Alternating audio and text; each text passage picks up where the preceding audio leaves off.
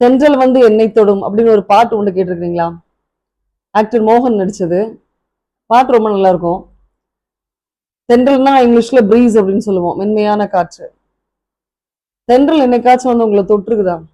இந்த பாடலாசிரியர் வந்து தென்றல் வந்து என்னை தொடும் அப்படின்னு அவர் சொல்றாரு, இல்ல தொற்றுச்சு அப்படின்னு சொல்றாரு அப்படின்னு சொன்னா, தென்றலுக்கு வந்து அவர் லைஃப் கொடுக்குறாரு.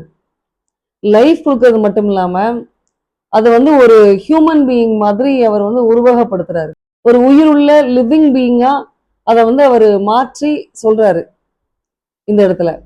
அதே மாதிரி பாத்தீங்கன்னா இன்னொரு பாட்டுல பூக்களே சற்று ஓய்விடுங்கள் அப்படின்னு சொல்லி ஃபர்ஸ்ட் லைன் வரும்.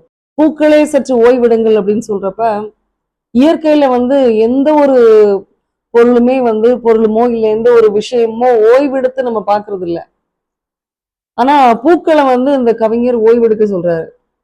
அப்போ அந்த பூக்களுக்கு உயிர் இருக்கிற மாதிரியும் அது நாளெல்லாம் உழைச்சிட்டு இருக்கிற மாதிரியும் வேலை செய்யற மாதிரியும் அதை போய் ரெஸ்ட் எடுங்க அப்படின்னு அவர் சொல்றாரு.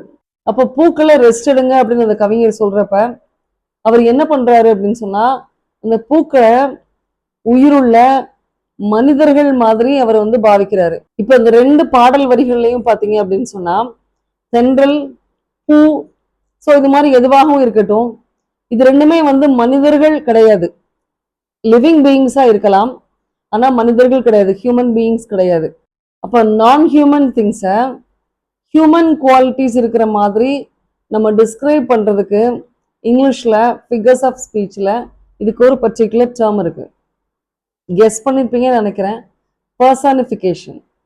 அதாவது ஒரு பர்சன் மாதிரி அதை நம்ம குவாலிஃபை பண்றது, அதை டிஸ்கிரைப் பண்றது, அதுதான் வந்து பர்சனிஃபிகேஷன். இதுக்கு தமிழ்ல 2 எக்ஸாம்பிள் சொன்னேன். இப்போ இங்கிலீஷ்ல சொல்றதுனா the wind whispers through the trees. இப்போ இன்னொரு எக்ஸாம்பிள் சொல்றேன்.